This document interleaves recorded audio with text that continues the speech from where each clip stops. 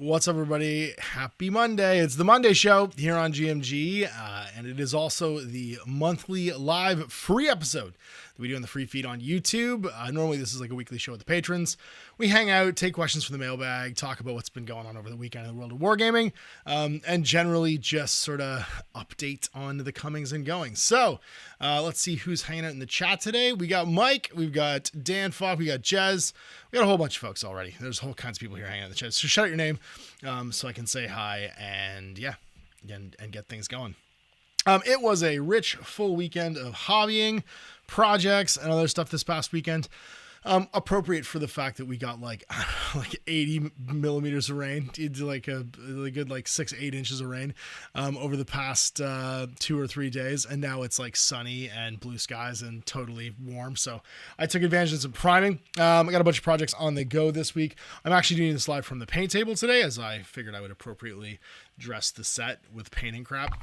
So you can check it out. So this is a bit different of a venue. I'm obviously on a different mic today. I hope this all sounds okay.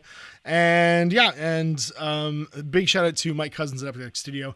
My 3D printer, the screen is dead on it. The screen is now out, like you can't order it. It's out of stock on Elegoo's website and also on Amazon. And he did me the solid of printing some stuff for me to play a game with Bob tomorrow. We're doing the next 2 episodes. I think it's 7 and 8 of the Grimdark Future campaign. And I got a couple of these guys, little tack bots. Which way? Little tack bots painted up. Maybe I can actually show you guys on camera if I just cover my face and do one of these. These are the tack bots. Very cool miniatures. I did the autocannon version and the rapid fire laser version. And yes, and I did hear that from my friends in the UK that it is like the hottest May on record right now. It's like 32 or 33 degrees. Everybody, without an Acon unit is currently melting in their houses. I had a yap with a couple of UK friends this morning, actually, while I was at work, and the struggle is real over there already. Everything's melting. So yeah, these are some of the Human Defense Force sculpts that I really like, the light tactical walkers. I've got 2 of the big tactical walkers painted up already, and I wanted to add some of the light ones.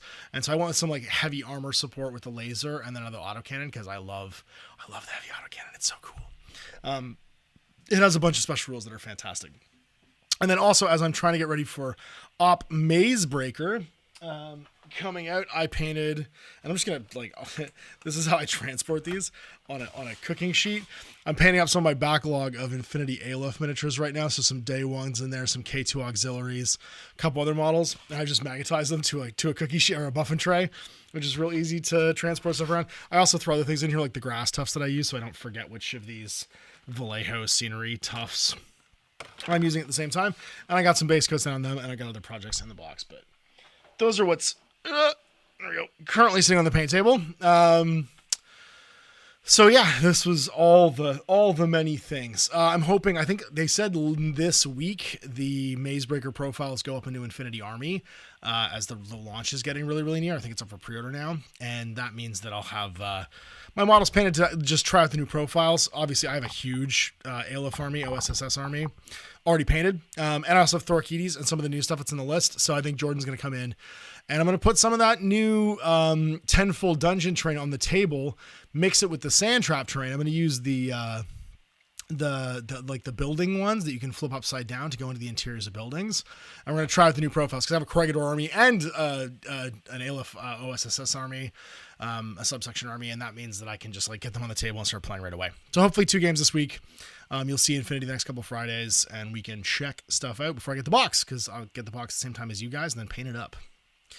So let's see what's everybody going and doing in the chat. Ben the Task Hermes is here. Tobex is here. Samaj Nolisor is here. Mammoth Minis is here. I hope I said that right.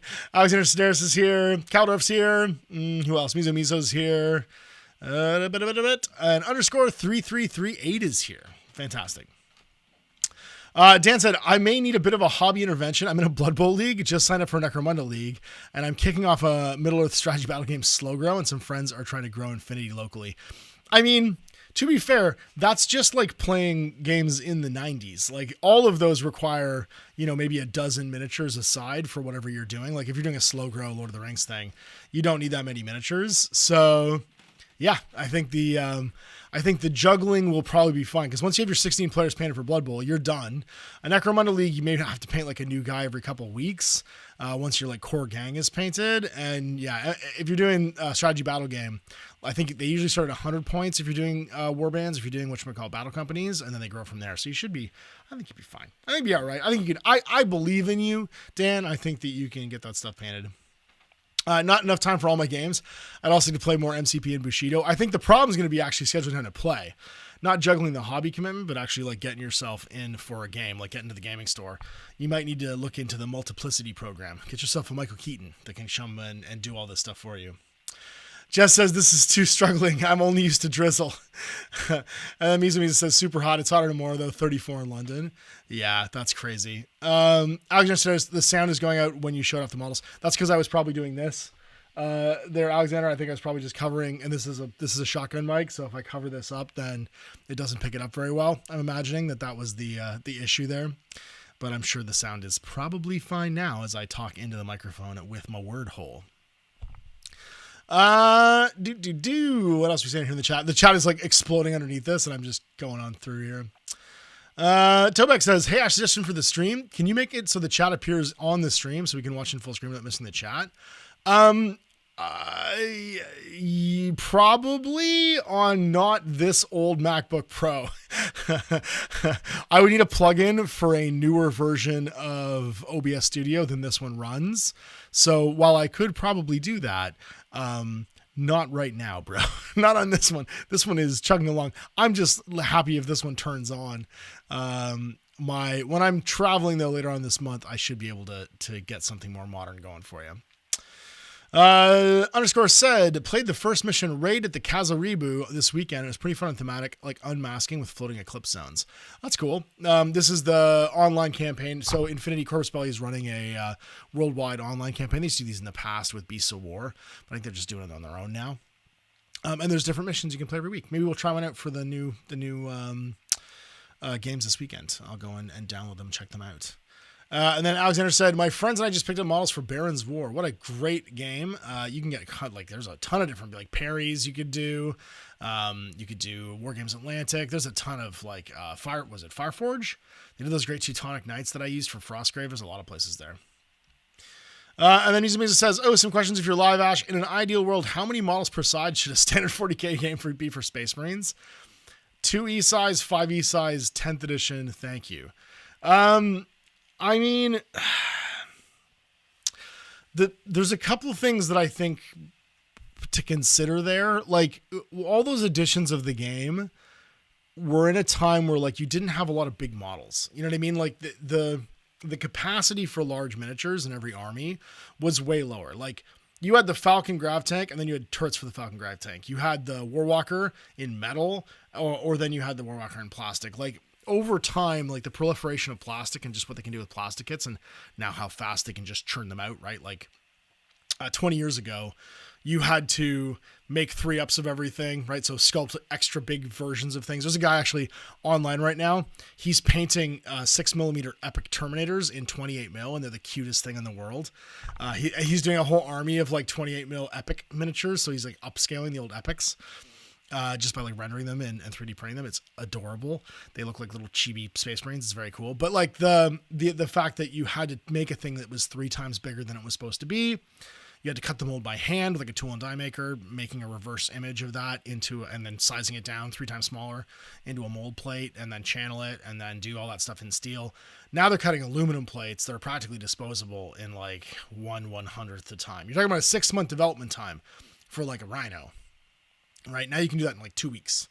You can do it digitally, bust the molds out, have a computer basically cutting the molds for you in a tool room that's running 24 hours a day. Like you can make a model kit in like 2 weeks now and have it produced and, sitting on the factory floor. Whereas like 6 months to a year, you got like 2 plastic kits a year back in the old days. And now is what, 52 a year? Oh no, the furnace just came on. All right, well, it's going to get noisy in here for a minute. I apologize if you hear too much of that. Hopefully my talking just drowns it out with the sound dampening. But we have like so much access to stuff that I think game sizes have kind of gotten wonky based upon the expectations of the people that used to play games because of that. Cause like a knight army is technically only 4 miniatures. That's a great model count, but those are 4 $500 miniatures, and let's say like $700 in Oz dollars if we're going to Australia, and that's a whole like lot of investment for a single like 4 miniature army. I think ideally you would want to be able to play a regular games. So actually, fundamentally, I'm gonna back up. I think the games of 40K that are played today are too big in general. I think the rounded point values have been like abused to slip more models in. Because the Space Marine squad's what, like 5 guys is like 80 points now? And that's roughly what they used to be, 70 points, 80 points in 3rd edition. So they're not that far off in like point values. You know what I mean? 160 points is about what I used to pay for, point-wise, a tactical squad with a missile launcher and a flamer. It was 166 points in old 3rd edition 40K. You want to throw in a veteran sergeant, some power weapons, some power fists, you're going to creep up to 200 points real fast. Give them a Rhino 250. So 10 guys in a Rhino being 250 points. At 2,000 points, even in 3rd edition 40K, your army size could very easily be like, 80 models? 88 models if they all have Rhinos? Like, there was a very famous Rhino Rush army that was just tactical Marines with bolters and like a basic battle leader running around with las cannons and plasma rifles or plasma guns, I guess. Plasma rifles is the old name for it. Doing a lot of damage. So I think it's more to do with the fact that they've standardized 2,000 points, right? Like, it's like that became normal and that crept up over time. It was 1,000, then it was 1,500, then it was 1,750, then it was 1,850, now it's 2,000. And generally that seemed to have been done to try and incorporate the bigger miniatures that were more expensive that eventually got released. Like, if you wanted to use an Imperial Knight all the time, 2,000 points made sense because you're buying one big miniature and you want to use it in a game. It doesn't really make sense when you're playing orcs. Like, you might have to paint like 150 or 200 guys. And that tended to be the problem at the end of 8th edition fantasy, and we kind of saw how that went. Yeah, I don't know. I don't really know how it's going to end up. But I think that getting back to like games that play in a reasonable amount of time with a reasonable amount of models is probably something that Games Workshop will never really rubber stamp, because they want you to be playing a big, dramatic, epic battle that takes 3 hours every week. I don't want to do anything for that long. You know what I mean? I want a 90-minute game. I want games the way I want my horror movies. I want my horror movies to be solid 90 minutes. Just get to it. I don't want too much background building. I don't want to like slow roll the histories of people. I want a solid 90-minute slasher movie. You know what I mean? And then I'm out. Then I can go on to the next one, enjoy a different one. Like, I think that Games Workshop games could benefit from people playing more games more often and enjoying the satisfaction of building and painting toy soldiers. So I'm going to say that the point values are fine. The model and unit like weight is pretty much fine in the game. I think we just need to get back to like 1,500 points. Carve a quarter of the game, carve 25% of the game out, and you'll take out 25% of the time, because the game's pretty lethal, which means that like the turn time tends to contract as you get later in the game, right? There's less pieces on the table, so the turns speed up as stuff like starts to die. I think 1,500 points is just a great point value, and I wish we would just get back to like that game size. I just think that's just going to be better. Caldor says, do you think non-Primaris Marines get shown the door to Legends Edition? Nah. I don't think so. Not all of them. I mean, there'll probably be some Legends, you know what I mean, for things that they can't produce anymore. But like the Space Marine Tactical Squad was the best-selling box set forever. I don't know if it's gonna get axed just yet. And they're like incorporating stuff from that Tactical Squad into like the Primaris guys too right now. Yeah, I don't know. Yeah, I don't know. If you need to get an Oops All Tactical game in soon, if so, I need to get an Oops All Tactical game in soon. Gosh, is quite possibly they always count as. Yeah, you can always count them as regular guys. And then Mizumi says, okay, another question that'll leave you alone. Do you have any plans to revisit Moonstone or Blackout? Apologies for always bringing these up, but they're so good. Thank you, Ash. I mean, maybe. Like, I'll be honest, it's... I am trapped on a conveyor belt of new things by the Indie Hour that keep getting made, and they're all very cool. So circling back would probably, like, break my spine, if that makes sense. Not that I don't want to, but like I probably will come back to those things when there's like a new starter set, like a new 2-player starter, or something that's like on offer that's like good to showcase. It like helps people out. Like we're gonna do with Bot War with the 3rd edition Bot War box. We'll come back around to Bot War because there's like a new box to try out, right? Golden Lions versus the Grosso Spidero Mans. I can't remember what they're called. And then Just Sunny says Moonstone and Black are the best. Yeah, they're great. They're fantastic games. But remember, there's 2 problems. One, I need people to play with, which means I need people equally excited, or I need to paint both sides, which is why a starter set's always good. And then I need time, and I have like 1 day a week to record battle reports. I have Tuesdays. That's the only day I can do it. There is no other time. So I have 4 days a week to record, hopefully 8 games a month for you guys, if I can get 2 in a day. And that means that like again, the multiplicity solution is it. Just start cloning me. Someone start cloning me, and then this will all work out. Brian Chris says, hey, you made it. Hey, man, I hope you're having a great day and that this week is starting off great. Let's get into some news. So, I'm shocked anybody's here right now because I'm sure most people who are excited about new 40K are off watching. I think it's at 3 p.m. BST, 9 a.m. It's going right now because they're not showing anything in Eastern Standard Time on these. The new edition Armageddon Operation Imperator Live. They're streaming from... This is so funny. They're streaming from the Arlington, Texas Esports Stadium. Jesus Christ, there's a stadium for everything. They're at the Esports Stadium in Arlington, Texas. I hope Bobby Hill is there. I hope Hank Hill is there. I just hope Mike Judge is there. If Mike Judge is there, that'd be fantastic. But yeah, they're in Arlington, Texas right now streaming some games. I'm good. The air conditioner just turned off. And there's 3,000 people watching right now. People play 40K in an esports arena. Things I didn't have on my bingo card in like 2010 about Warhammer 40,000, that it would be streamed like an esport.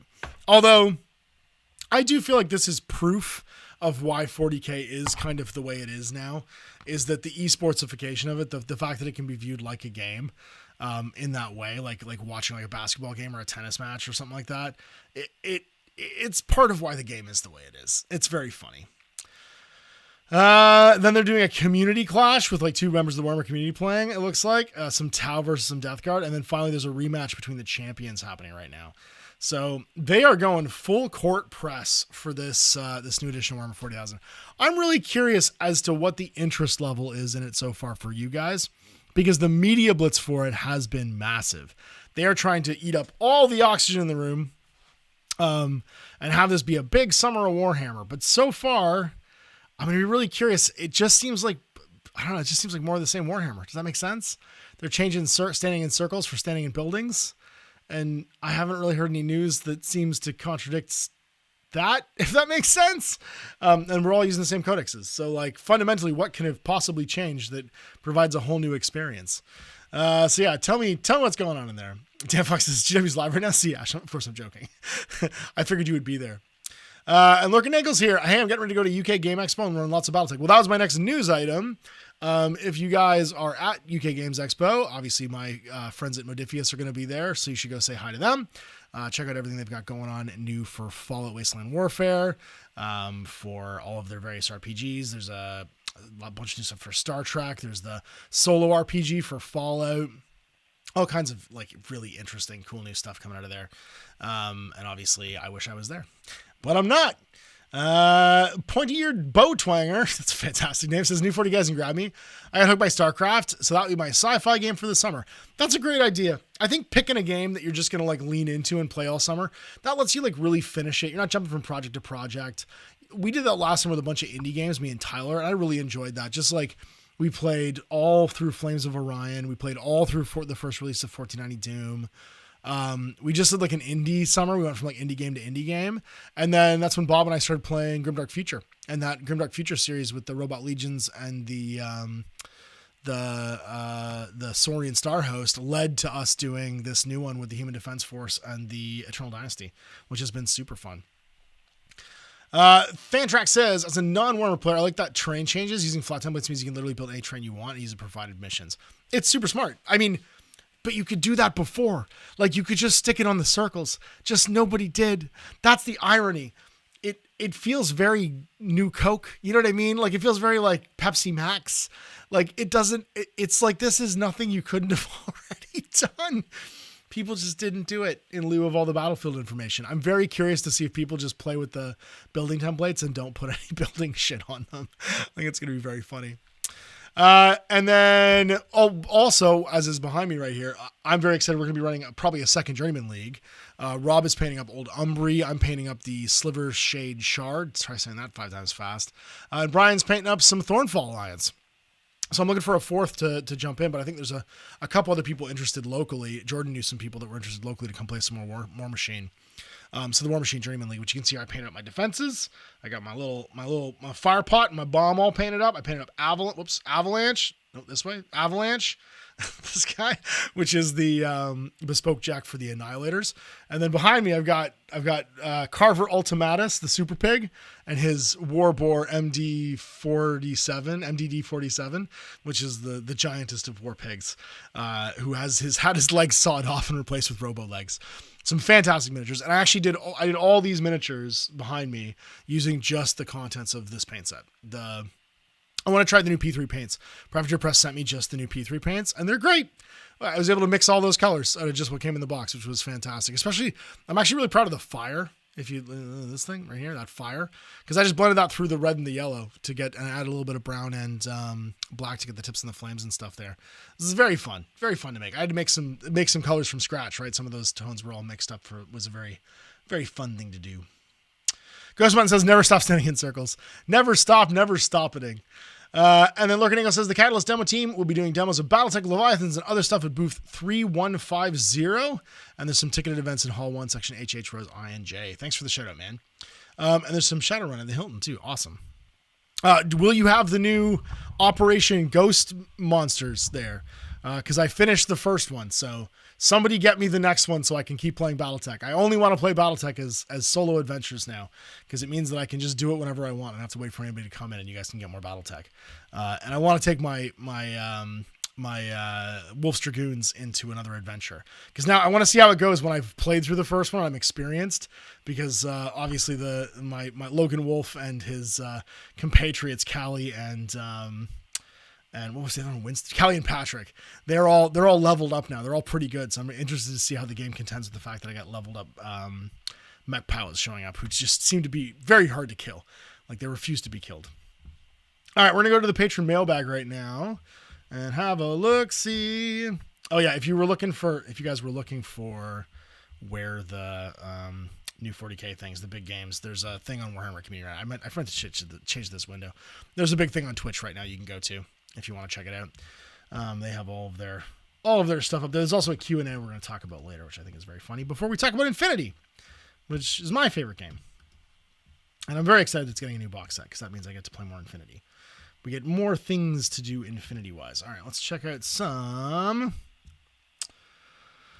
big patron questionnaires in the mailbag. So if you guys are GMG patrons, we do this every week. We have like a mailbag. People can just leave questions in, and every Monday we go through them and people can ask.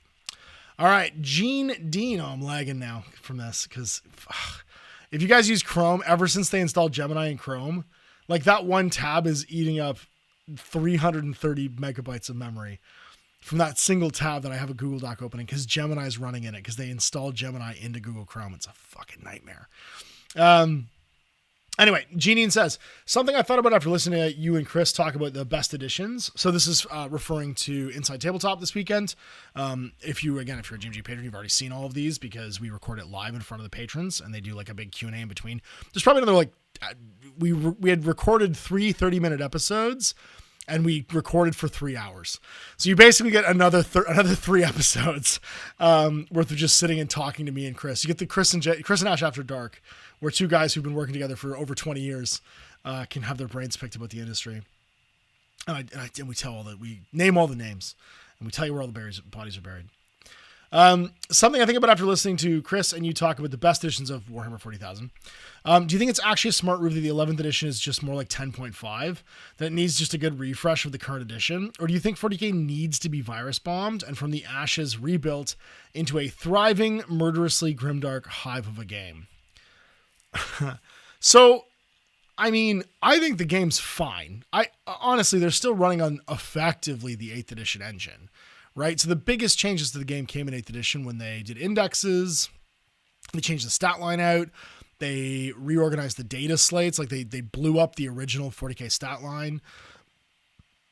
They're kind of still running on 8th edition. This is now, I would say, because this is the 12th year, because we go 8, 9, 10, beginning of 11, 10th year then.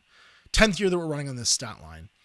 And the 3rd edition stat line, which ran until 7th, ran from 98 until, Jesus, like 2016, 2017, 2018, 2018. So 20 years. So we're about halfway through them using like a solid stat line. I don't think we're going to get huge edition changes. This feels more like a 4th to 5th edition of Warhammer 40k. Where they're kind of like they're carrying codexes forward. The most nostalgic thing about this nostalgia release is the way the company is handling it, which is delicately not trying to rock the boat of their consumers while easing them away from an abstract version of Warhammer 40,000. Because Warhammer 40,000 is getting, in 10th edition especially, and also I would argue Age of Sigmar has also moved in this direction, it's becoming very abstract. Battlefield information as like an RNG deck, really no story to the games. You just draw random objectives and those tell the story. They're kind of trying to swing it away from that now, where you both have your own mission based upon your army design. Like the idea that like there's a little bit more to the game, like you're holding buildings, not circles. They're trying to do a little bit with immersion, but remember, they are also working with what they've got. And this is, I've said this 100 times, but I'll say it again. We are dealing with season 38 of The Simpsons, not season 5. And that means that just like The Simpsons, the reason people don't like The Simpsons anymore, or at least my generation doesn't like The Simpsons anymore, is that the first 10 seasons, let's say, of The Simpsons were written by a bunch of weirdos who did drugs and marinated in all kinds of obscure, insane pop culture and had a medium to express comedy that had no limits. So they had drawn animation where you could just do whatever the hell you wanted to tell comedy stories. You have to put actors in front of 3 cameras, build a set, doing that stuff. You could just tell whatever insane story you wanted to that required no continuity, and everything would refresh at the end. Now The Simpsons in season 38 is written by people who grew up watching The Simpsons. They're incapable of sourcing an idea outside of The Simpsons, and also they have to contend with the fact that all kinds of ideas have already been explored by the system, like The Simpsons. That's Warhammer 40,000. So if you want the closest parallel to 2 40-year-old properties that are contending with themselves and struggling to find creative individuals that aren't just perpetuating what it already is, to the audience that who's consumed a lot of it, right? Like I've eaten a lot of 40K, I've watched a lot of Simpsons. You kind of get that, like that Matrix problem where you just see the ones and zeros now, right? But you can look at the ones and zeros and see this and see that, you know, this blonde, brunette, redhead. Like you can do that thing from the Matrix with the writing and the design and stuff like that. And the member berries, like you can pick up all the callbacks and stuff. And even without them just dog whistling callbacks. Like I remember when they just kind of let them sit, like the fact that the Citadel logo is on the back of the Black Ark in Dreadfleet. Nobody ever advertised that. I just noticed it one day and was like, oh, that's amazing. That's a cool little Easter egg. You know what I mean? In there, they're not doing Easter eggs anymore. They're putting a big blog post on the Warhammer community and check out these Easter eggs we made, man. So I don't think you can go as like the Warhammer Age of Sigmar is kind of just them putting the Warhammer name on a new universe that has some like bits pulled from the other one, but it's more of an Elseworlds story. Like, you know what Elseworlds is from DC Comics? Like, it's like that. It's like an Elseworlds tale of Warhammer. You can't really do like, and then they've already done that with Horus Heresy. Horus Heresy is the Elseworlds of Warhammer 40,000. So it's really hard for them to make something that's going to feel fresh and interesting unless you're new. And that really is financially all they're concerned about.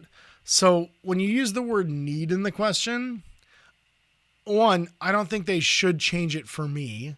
I think I should just enjoy the parts of it that I still enjoy and not fucking try and be catered to by every single thing that a company makes.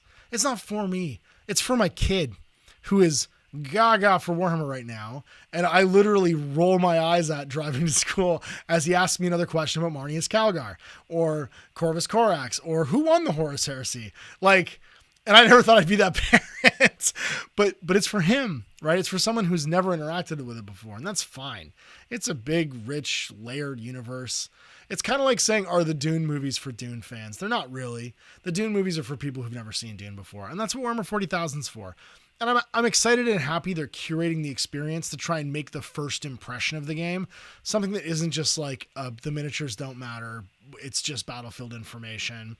Whoever wins is the best person in this hobby kind of a game. So if that's for me or not, I can just let it go. I don't care. I'll interact with it in the way I want to interact with it no matter what.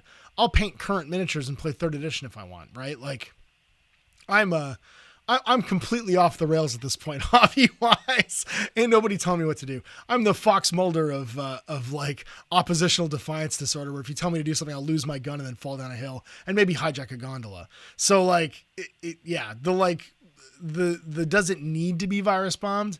I think they need to do exactly what they're doing, is realize that kids, young adults, people with disposable income, fans of video games, whoever it is, age category doesn't really matter. People interacting with the first time, you want to make sure they have the experience that is rounded enough that they can find their favorite part of it, not pigeonholed into like one aspect of the hobby, like playing the game.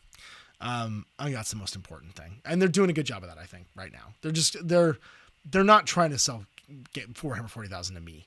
And making that assumption is just me hurting my own feelings, if that makes sense, right? And I'm not going to have my feelings hurt. They're making it for not me. Like I'm at the end of my hobby journey. Hopefully not soon, but like, the end of my hobby journey, not the beginning of my hobby journey. And so I'm not going to have my feelings hurt by it. How people like that rant. People just talking about Catalyst. And Brian says if Chrome wasn't memory hungry enough before it rolled up during a pit of RAM shortage, no less. If Chrome can't run on 4 gigs of RAM, this thing has 32 gigs of RAM in it. There's no way it should be like chugging it right now. And it's just they put a LLM into my friggin' browser. It sucks. Grossman says 11's time to charm, right? And Brian said strong War Machine Mark III energy at GW these days. Logan Engel says, God, I haven't watched Simpsons in so long. 2009 is when I stopped watching. Yeah, that's fair. And then Brian said, David Lynch's Dune is a masterpiece. David Lynch's Dune is a David Lynch movie. And I love a David Lynch movie. Whether it's a Dune movie or not, it's up for debate. But it's definitely a David Lynch movie. And I love that for it. Frank Lee said, it's rough that a 40K starter set from my youth cost 110 inflation adjusted. Now it's 280. Yeah, man. I mean, remember this is, and people corrected me and Chris on this.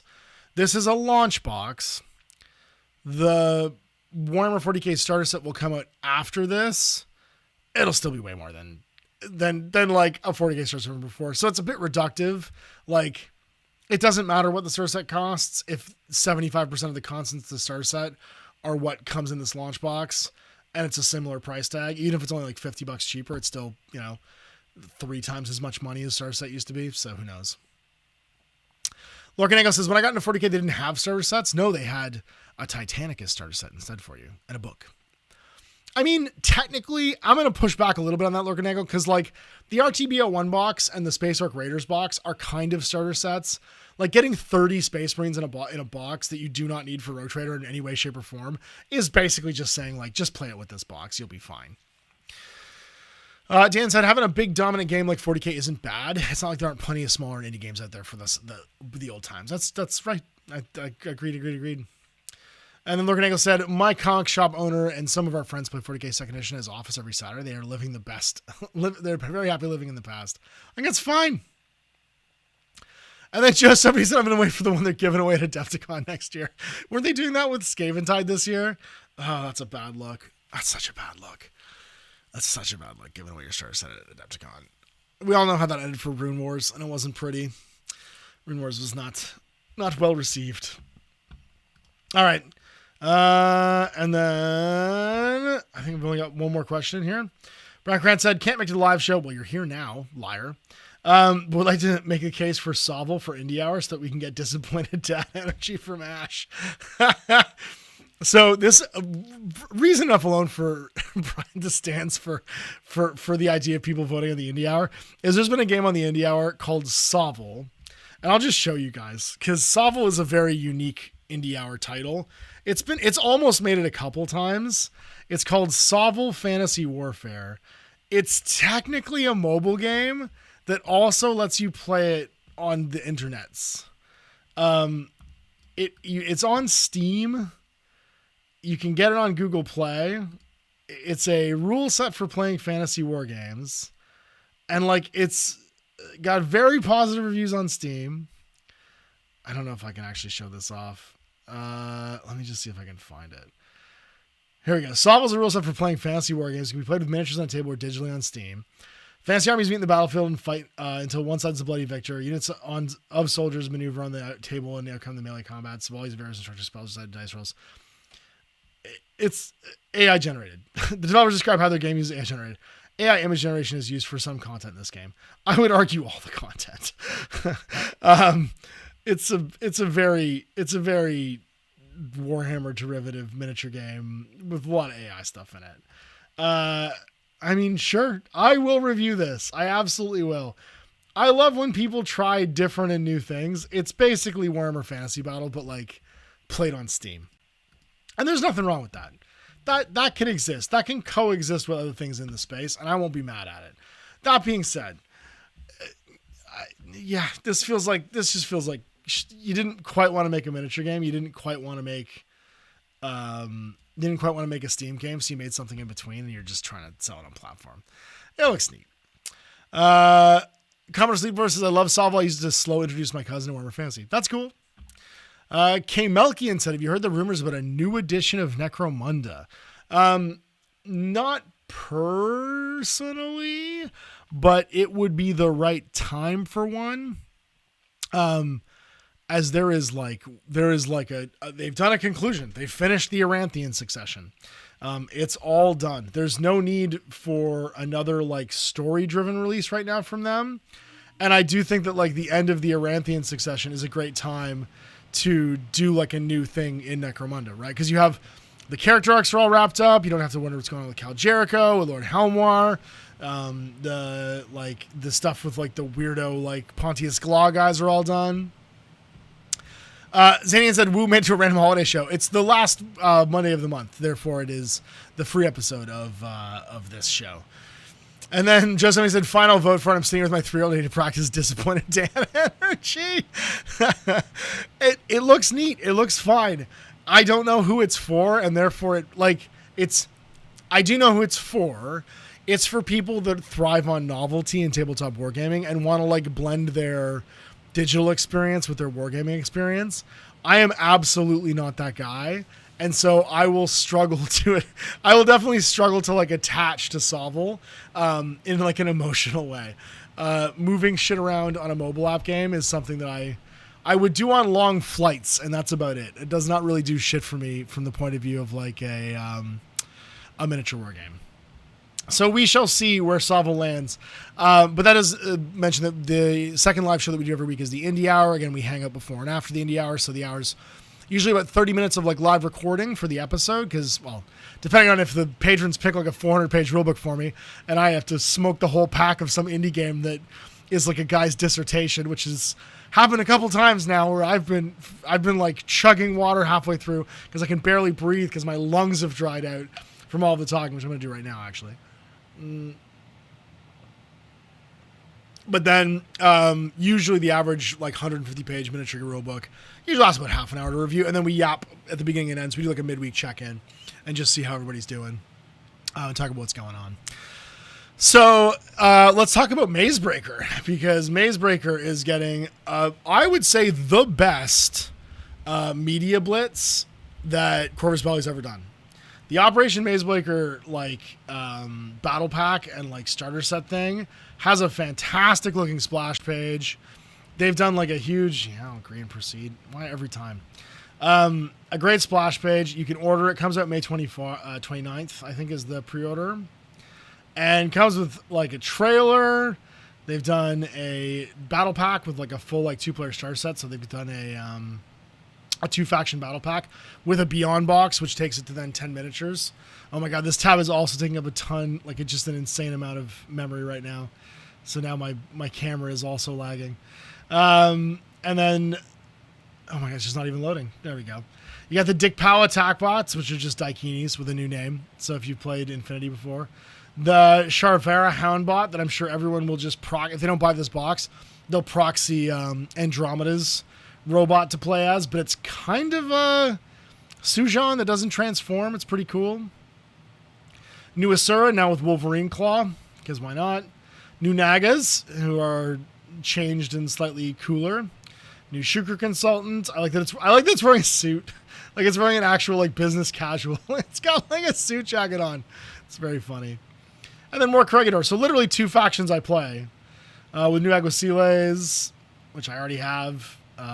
Who's this guy? A new Vigilante is the new profile.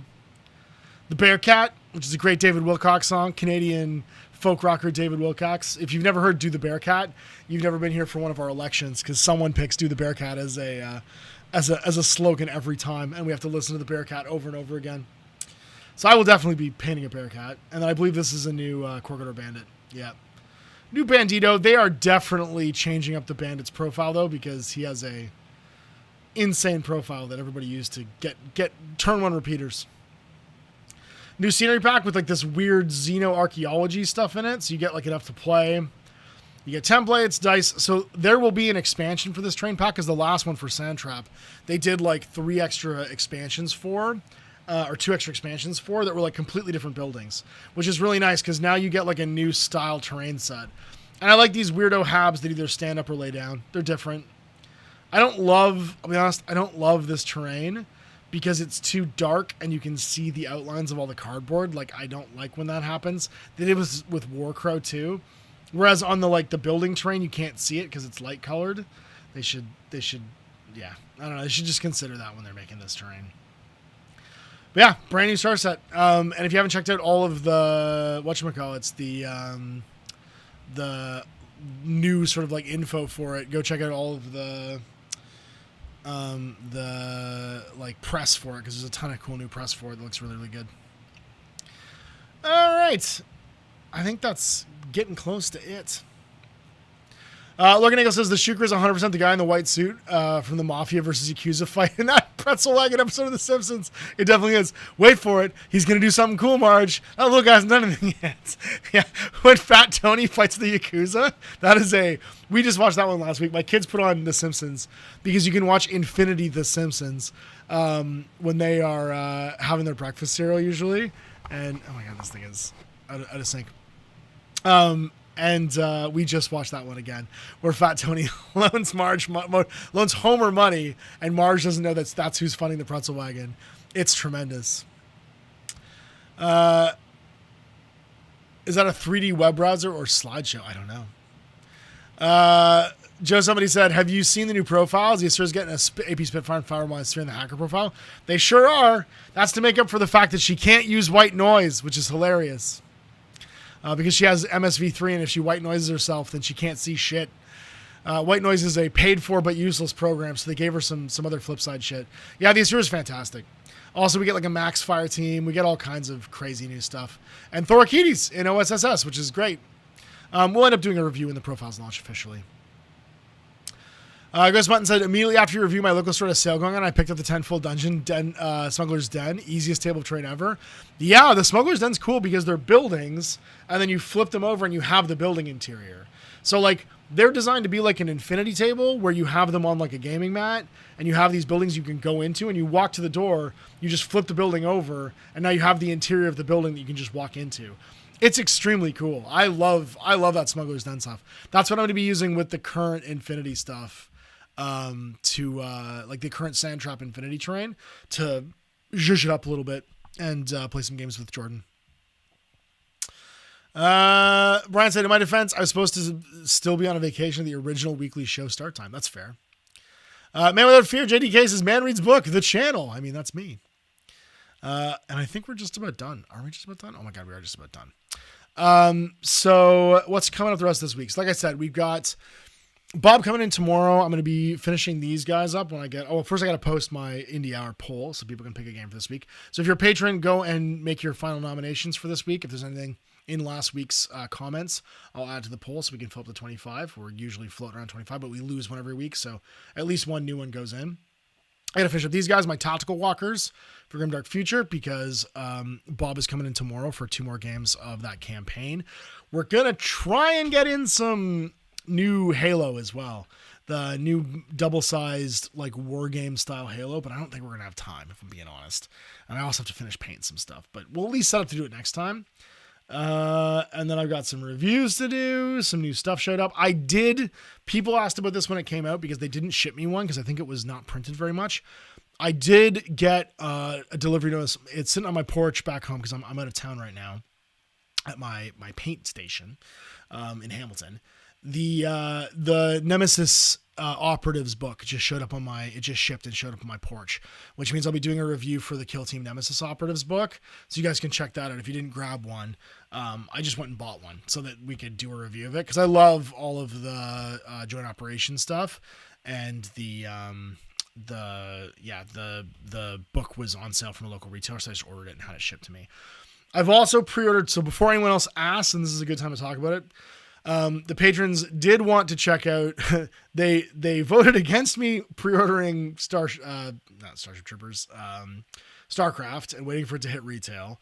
So I'm not covering StarCraft this summer when it comes out. The patrons voted it down. They were interested in other things.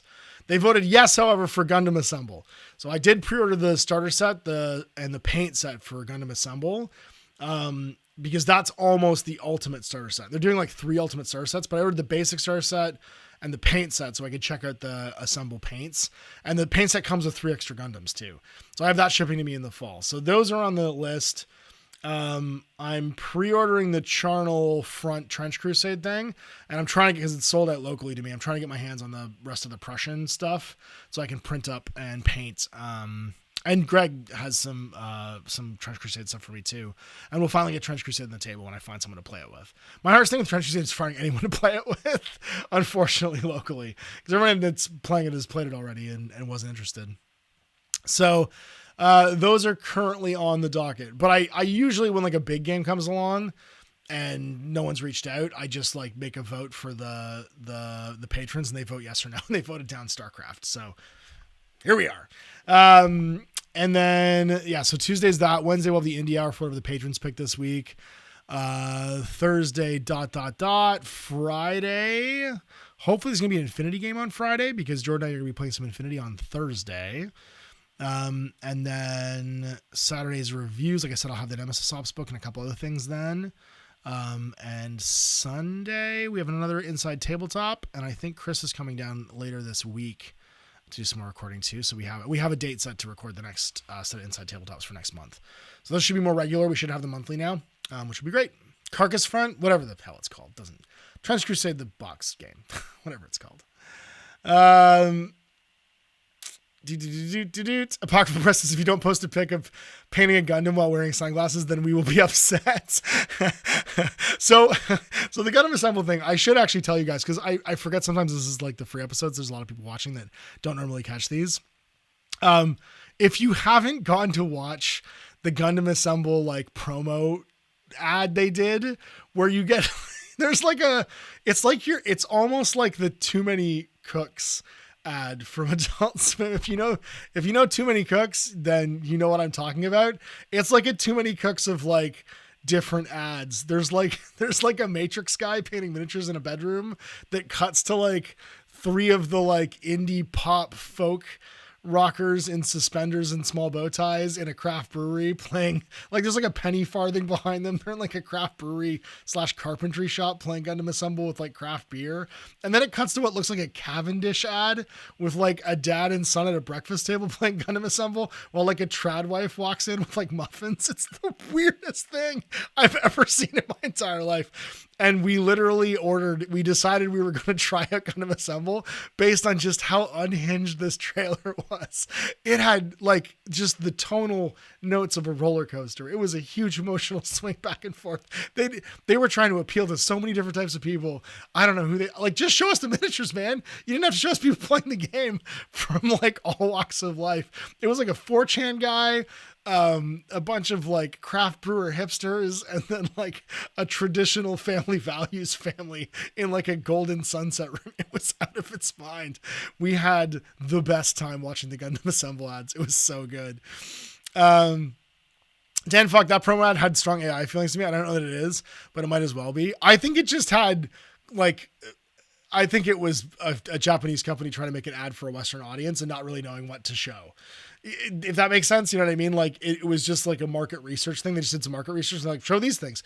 Here's a bunch of commercials for this region that all look like this. And they just kind of blended it together. That's more what it feels like to me. I don't think it was AI. I think it was just like two different markets having different marketing styles usually.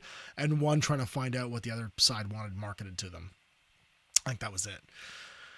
Brian said Ash should wear suspenders and a tam when he plays Gundam Assemble. No way, man. I want to be Matrix guy. I want to wear sunglasses indoors while I paint miniatures. Martian Mosak's here. Hey, man, from Poland. How you doing? I hope you're having a great day. What even is a typical American Bandai Japan? That was a bit what it felt like. It was very Mr. Sparkle is what it felt like to me. Am I Mr. Sparkle? It was a Mr. Sparkle ad, basically. What else we got going on here? Just somebody said, are we going to get a Tackware podcast when stuff drops? We're planning to. I've had too many other things going on Wednesday nights, and that was usually our podcast night. So when the new stuff drops in, I'll try and get with Owen and Dan and do a podcast. That's the plan, basically. And then frankly said, mob rule is the best rule. Yeah, man, it's I am but a servant of the GMG patrons, and they every once in a while let me out from the salt mines to tell you what life is like being at their beck and call. I mean, they control the programming because otherwise this doesn't exist. So I am but a Tim Robinson, a real puppet to this whole thing. And they are cruel masters at times, but you know, every once in a while we get a Gundam Assemble. So this is great. Lorcan Eagle says, I'm going to try and get a demo of the Gundam Assemble at Expo. The A Boa Q star set looks really cool. Yeah, they all look really cool. I'll be honest, like the one that's in like space, I got the basic one instead of the spaceship one because the hill doesn't make a ton of sense to me in space. I want it to be like visually nice on the table. But I might actually just try and play it on my Battletech mats because I have like blank Battletech mats. It might be the wrong size, but I can probably kajigger it to fit better. I'll figure it out. Outer Limits patrons, we control the broadcast code button said. MD Smith says, really enjoying the War Machine Mark IV con. It motivated me to bait up to pick up some new models despite not paying since Mark II. Honestly, dude, it feels more like Mark II. Jordan and Spud and Tom and I had a really great time playing it the first day. Although Spud will say I forced him to do it. But we're really looking forward to the next one. We're going to get back together, I think, second week of June and record 3 more episodes. So this was my 20 points. Well, this was my 20 points was the mercenary upgrade, right? With, Lord Carver Ultimatus and his big pig. And then I think Cephalon, the only problem we've had so far is they killed Spud's army halfway through the Journeyman League because you could take the Nis like remnants as an army, and then they just got rid of them and made them only like an upgrade. And he doesn't want to do the ghoul elves, the like weird dark elves from underground. So we have to find a replacement army for Spud because unfortunately his army got literally removed from the game after it just got released. Tom has to lean into the Sea Raiders, I think, to make his army legal, which was just weird because we used the two most we used the starter set and then the most recent release, and the two most recent releases just have gotten like a raw deal as far as being able to play. But we're at the 50-point level. We'll be playing 3 more games. And you guys will get to check that out. They squatted him, Tom says. Yeah, man. But we're really enjoying it too. The game feels more like Mark 1. Like in scale, you need less guys. The models all feel more relevant. And we're really enjoying the missions from Tales from the Front Lines. So far, so good. But the plan is we'll get all the way to 75 points, and then we'll start a second league, and people will go again. And that's it. Oh, yeah, and then we have another one of these next Monday that's back with the patrons. So, yeah, thanks, guys. Thanks for hanging out today. I hope everybody's having a great Memorial Day in the U.S. Or bank holiday in the U.K., or if you're in Canada, you're just at work like I am today, because we had ours last week. We stand outside the third weekend of May and drink beer outdoors, and we had a beautiful sunshiny day, so I was very excited. I'm glad it wasn't this weekend, because last weekend was gorgeous. This weekend was not the best. And I'll be back with you guys if you're a patron on Wednesday for the Indie Hour. So go make your final nominations for the Indie Hour, and I will put up the poll for us to get voting in like 10 minutes. And then I'll see you guys on Wednesday. For the rest of you guys, I'll see you at the end of next month, end of June. I will be traveling for part of June too, but I'll still be hanging out with the patrons, doing live shows, doing Indie Hours while I'm on the road. I've like built myself like a mobile kit basically to be able to keep doing this live. And the plan is to continue that even when I'm not at home. So have a great one, guys. And enjoy whatever it is you're working on hobby-wise this week. And I'll talk at you if you're a patron on Monday or on Wednesday, then on Monday. And if it's the rest of you, next month. Bye, everybody.